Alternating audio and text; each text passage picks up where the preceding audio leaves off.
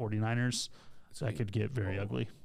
So, I think ultimately San Francisco, I'll go 27-24, 27-20. I mean, the 3. I don't like the 3. I wouldn't play the 3. I would have played the 4, the 4.5 on the Cowboys. So that's where, kind of I see that game. This one comes down to a battle of Shanahan and Quinn. Yeah. They know a lot about each other. They've obviously were coaching together. So who's going to figure out whom? Now, knowing Quinn's defense, now way better players at this point, but has a tendency to not perform well when there's a McCaffrey as an athlete, a Debo as an athlete with a quarterback who can move somewhat. Mm-hmm. And that, to me, is what's going to loom large. Now, obviously, I'm going to assume Parsons is healthy. The curse thing, that didn't look good. No. That looked like I know it was a contact, but that didn't look good.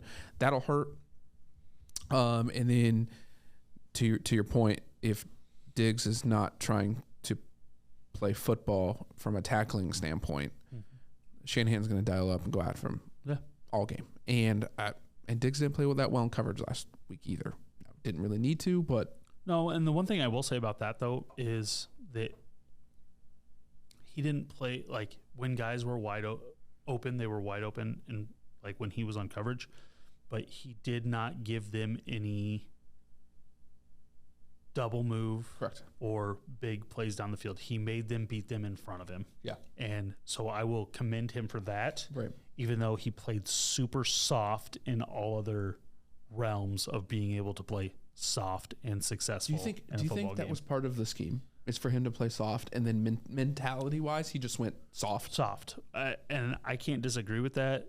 And I think that's probably the better play because Tampa is not a high-scoring team. So, therefore, if you allow them the big play, like they had proven all season, they cannot drive the ball down the field and score. And that's exactly what happened against Dallas. They drove the ball. They scored. Tom Brady threw 66 times.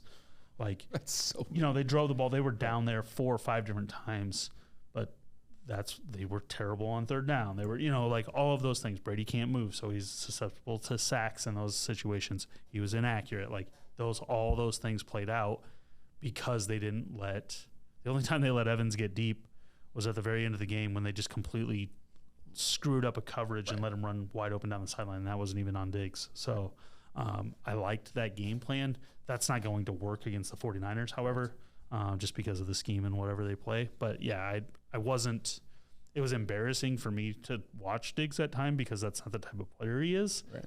But, like, you can tell that it felt like that's how he was coached. Yeah. So not the tackling part. Let's just not get that wrong. He was not coached to run away from a tackle. Or like the fumble play, he completely dodged away from that. I mean, every type of play that he had a chance to have contact, he literally dove away from. Looked like a little schoolgirl out there. It was bad. But so that's where we sit. For me, I'm riding the hot hand. I've got Niners, and I got at 3 Niners to cover because, well, it'll probably end up being a push anyway. I wouldn't bet on the spread at all. So yeah, I'm gonna go with hot hand with Niners. There'll be a lot of old school footage with this matchup. It'll be really cool to see in prime time. This one does go over. I'm thinking 31-24, 31-28 area, because I do believe that Cowboys will score late. Mm-hmm. Shanahan does a really poor job at closing out football games. Right. And that's what it'll come down to. Now, if Purdy gets wild, throws picks, if Dak goes crazy, decides to turn it over, could get ugly. It literally can get it can get ugly either side. And so that's where I leave it at. Yeah, I mean the big thing that a lot of nostalgia as I look back on this game. Grew up a big Cowboys fan, huge triplet fan. Troy Aikman, Emmitt Smith, Michael Irvin. It was a battle between them and the 49ers pretty much all of the mid to late 90s. Steve Young and crew. Well then, it's time.